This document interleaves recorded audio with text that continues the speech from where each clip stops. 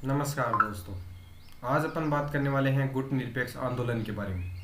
गुट निरपेक्ष आंदोलन का नाम तो आपने सुना होगा कि भाई गुट निरपेक्ष आंदोलन जो है उसमें जवाहरलाल नेहरू का नाम आता है, आपने सुना होगा। आज अपन जानकारी लेंगे गुट निरपेक्ष आंदोलन की, पूरी जानकारी आज अपन लेने की कोशिश करेंगे। तो क्या क्या जानेंगे अपन गुट निरपेक्ष आंदोलन में? अपन जानेंगे गुट निरपेक्ष आंदोलन के अंदर गुट निरपेक्ष का अर्थ क्या होता है। फिर दूसरी बात अपन यह जानेंगे कि गुट निरपेक्ष आंदोलन अगर चलाया गया तो उसका उद्देश्य क्या था, क्यों चलाया गया गुट निरपेक्ष आंदोलन, उद्देश्य जानेंगे अपन। फिर अपन यह जानेंगे कि गुट निरपेक्ष आंदोलन और भारत की क्या स्थिति रही है। फिर अपन यह जानेंगे कि गुट निरपेक्ष आंदोलन की उपलब्धियां क्या रही है। फिर अपन यह जानेंगे कि गुट निरपेक्ष आंदोलन को चलाने के बाद उसके सामने, उसके समक्ष क्या चुनौतियां आई उन देशों के समक्ष। फिर अपन बात करेंगे कि वर्तमान में गुट निरपेक्ष की प्रासंगिकता क्या है। 1990 के बाद जो दोनों गुट है वो समाप्त हो जाते हैं, फिर भी गुट निरपेक्ष आंदोलन चलता है, तो क्यों चलता है, इसकी अपन बात करेंगे।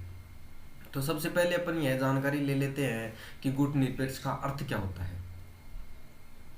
गुट निरपेक्ष का अर्थ क्या होता है, इससे भी पहले अपने को यह समझना जरूरी है कि पूरी दुनिया दो गुटों में बटी तो क्यों बटी।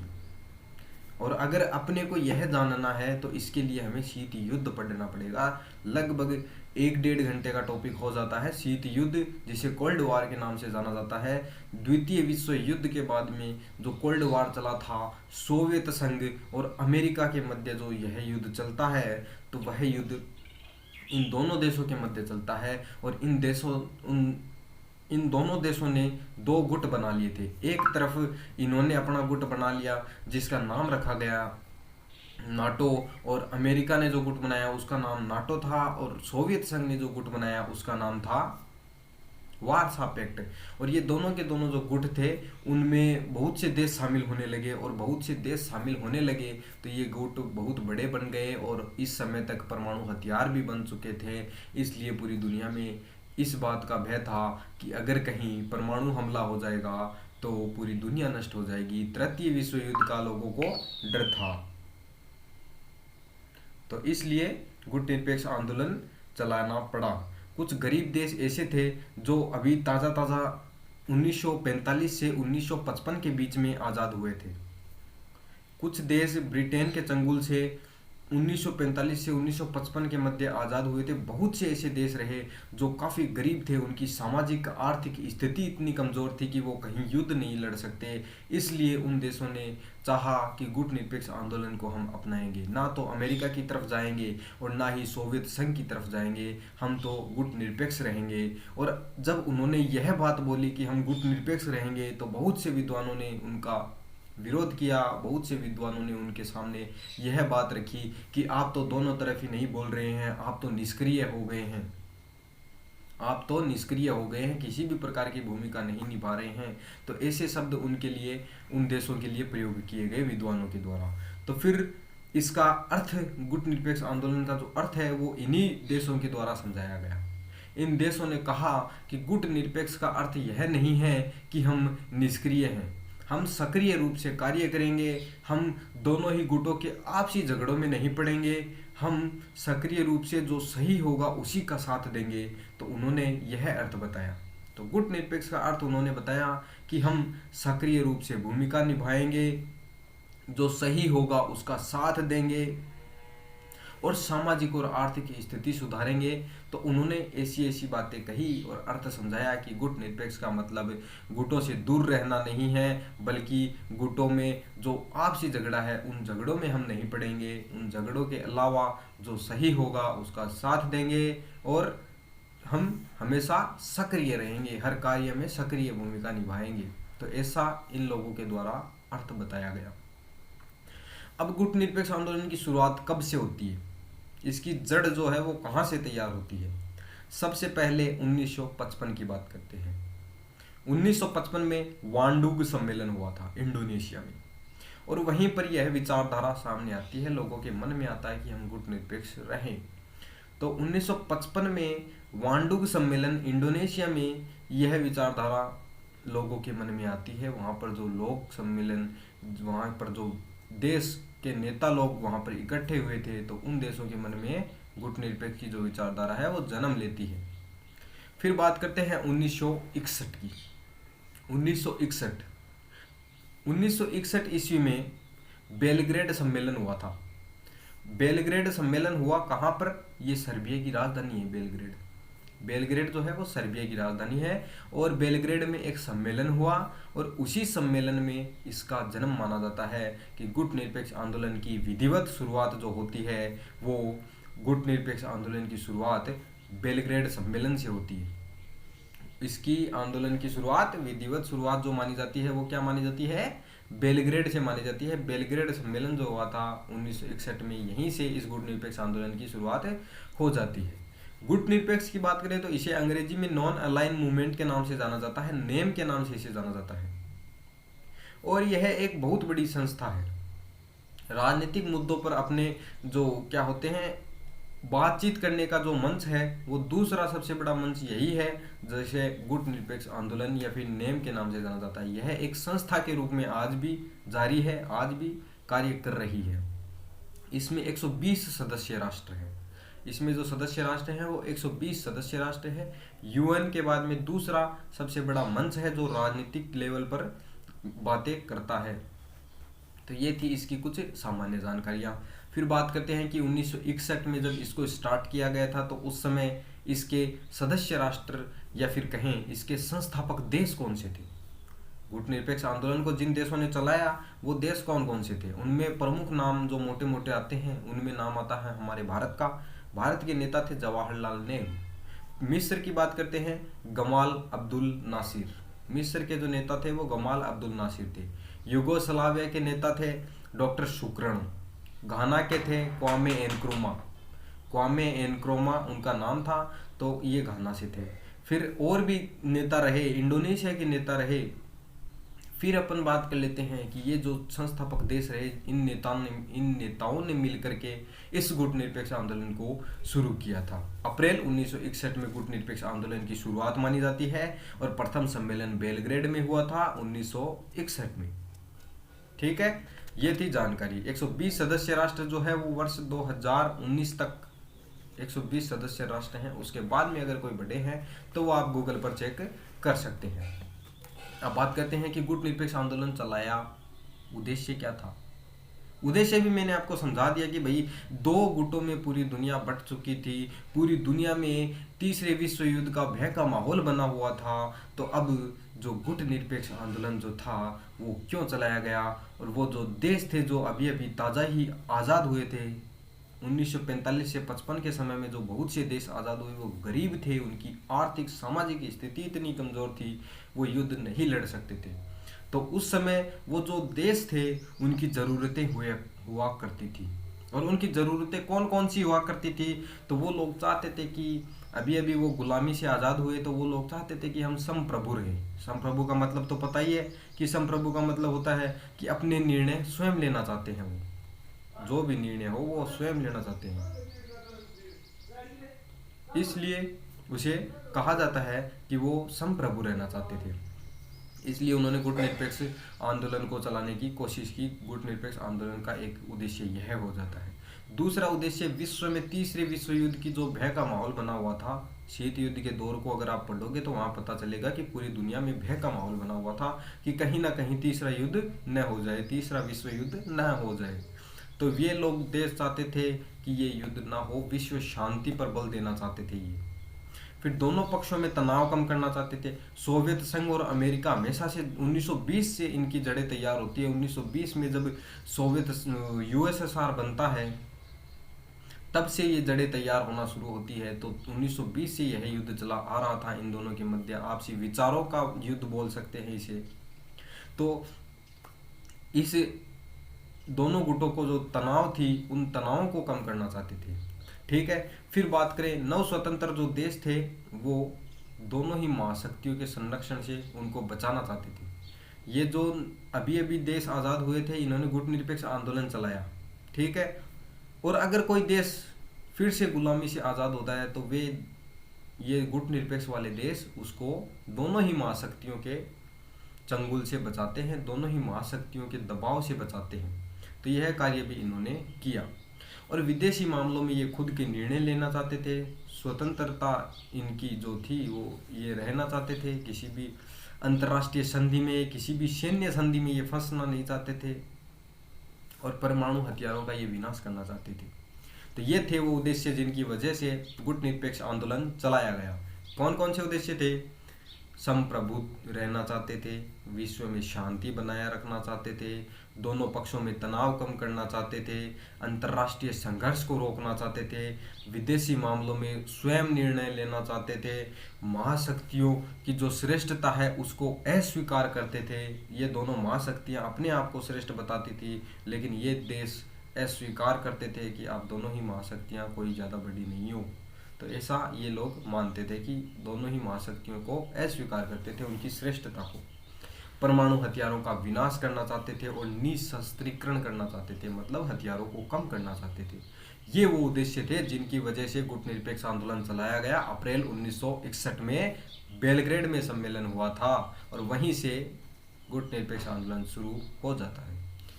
अब बात करते हैं अपनाए जाने के कारण। अगर कोई देश गुटनिरपेक्ष आंदोलन को अपनाएगा तो क्यों अपनाएगा? अगर किसी देश का नेता हूं तो गुटनिरपेक्ष आंदोलन को क्यों अपनाऊंगा? तो उस समय बहुत से देश ऐसे थे 45 से 55 के बीच में, 1945 से 1955 के बीच में आज़ाद हुए थे। तो वो देश क्या चाहते थे? वो देश चाहते थे स्वतंत्रता, अभी अभी गुलामी से आज़ाद हुए थे, और ये किसी सैन्य संधि में बंधना नहीं चाहते थे। अगर किसी भी गुट में जाते हैं तो किसी भी गुट में अगर वो जाएंगे तो वो क्या होगा?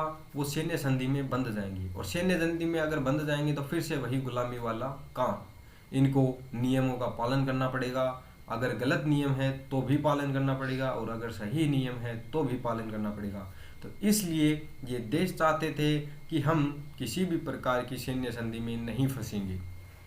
तो ये किसी भी सैन्य संधि में नहीं फंसना चाहते थे। तृतीय विश्व के देश, ये जो गुलामी से आज़ाद हुए थे 1945 से 55 के बीच में जो देश, वो सारे के सारे तृतीय विश्व के नाम से जाने जाते हैं, क्योंकि दो विश्व तो ये हो गई, सोवियत संघ और अमेरिका, तो तृतीय विश्व के नाम से इनको जाना जाता है। और इनकी जो सामाजिक और आर्थिक स्थिति, इनका मतलब शोषण खूब किया गया था। आपको भी पता है भारत भी गुलाम रहा, भारत का भी खूब शोषण किया गया। तो यहाँ पर उनकी इन सभी देशों की जो आर्थिक और सामाजिक स्थिति थी वो काफ़ी कमज़ोर थी। तो इनकी अगर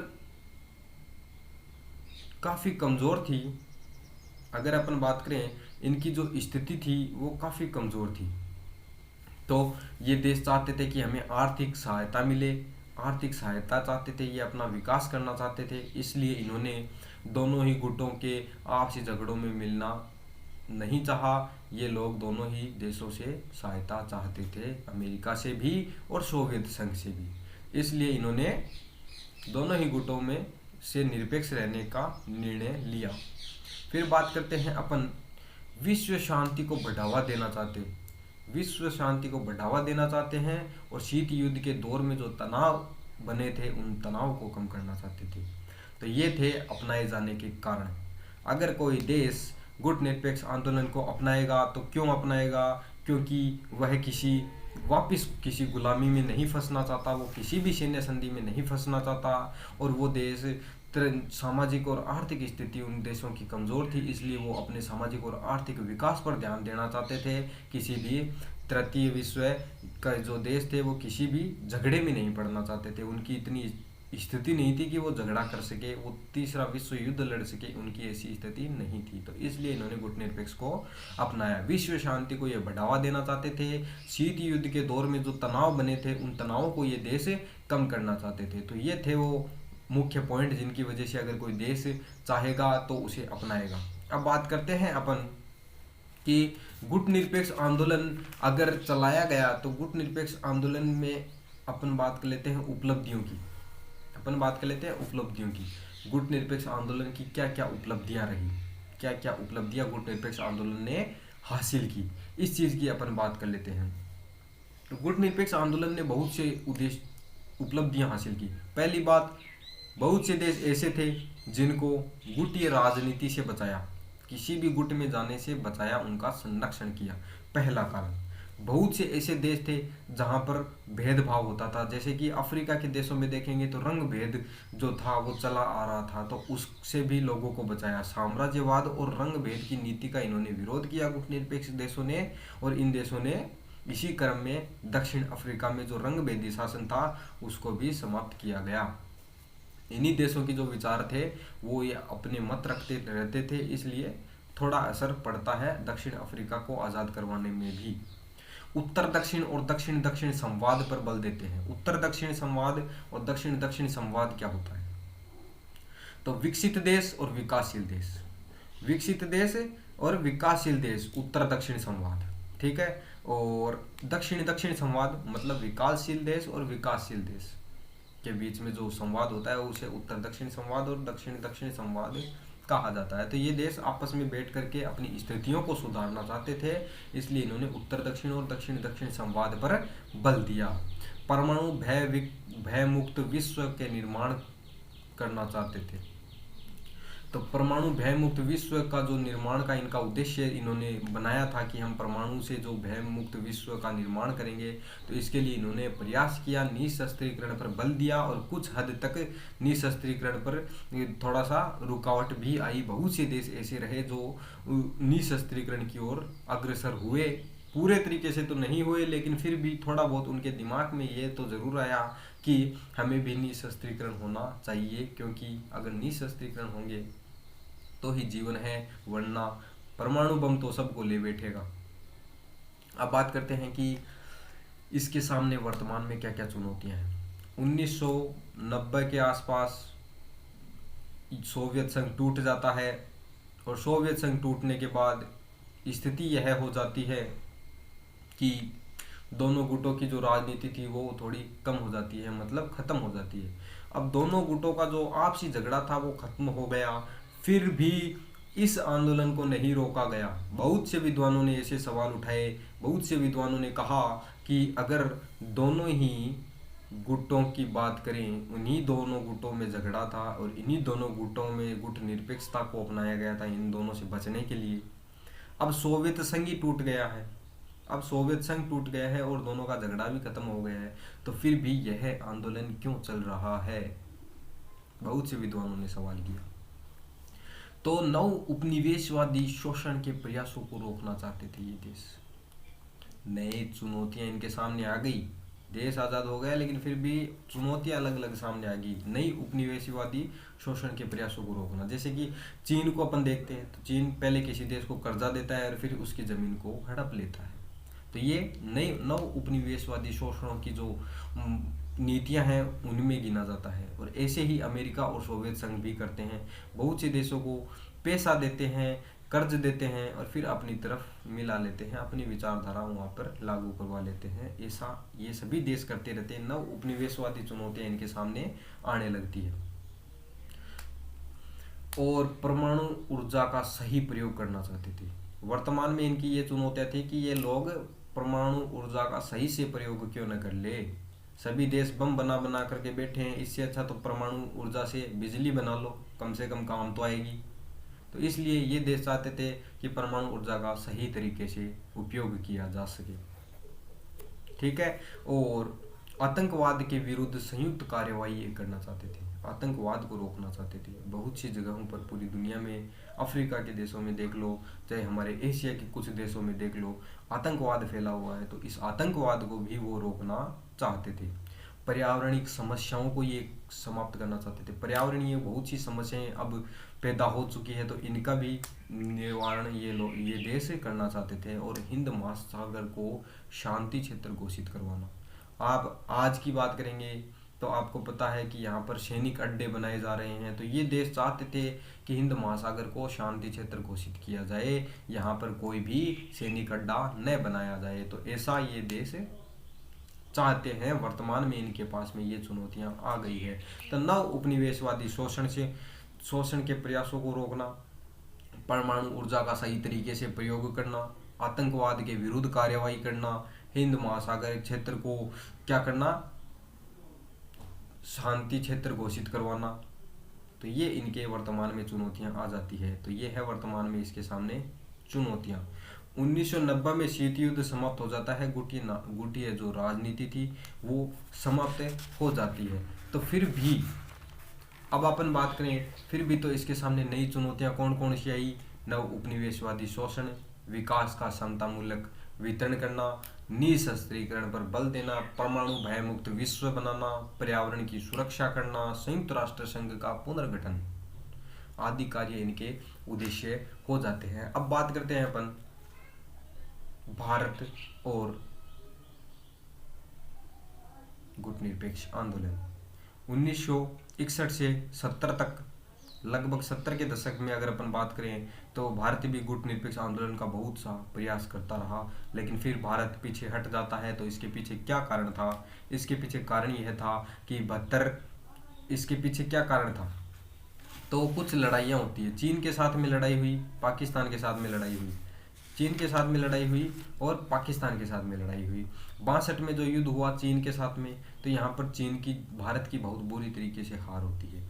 65 और 71 की बात करें तो 65 और 71 के अंदर पाकिस्तान के साथ में युद्ध होता है। तो पाकिस्तान का भी इन्होंने क्या किया, साथ जो देश थे, मिस्र संस्थापक देश था गुटनिरपेक्ष का, वो देश पाकिस्तान का सपोर्ट करने लगा, पाकिस्तान का सपोर्ट करने लगा। अब ये बताओ कि गुटनिरपेक्ष देश था कौन? मिस्र। मिस्र जो था वो क्या था? गुट निरपेक्ष देशों में शामिल था। और फिर भी वह एक गुटीय, जो पाकिस्तान जो गुट में शामिल था, अमेरिका की गुट में शामिल था, तो पाकिस्तान जो गुटीय देश था उसका सपोर्ट करने लगा।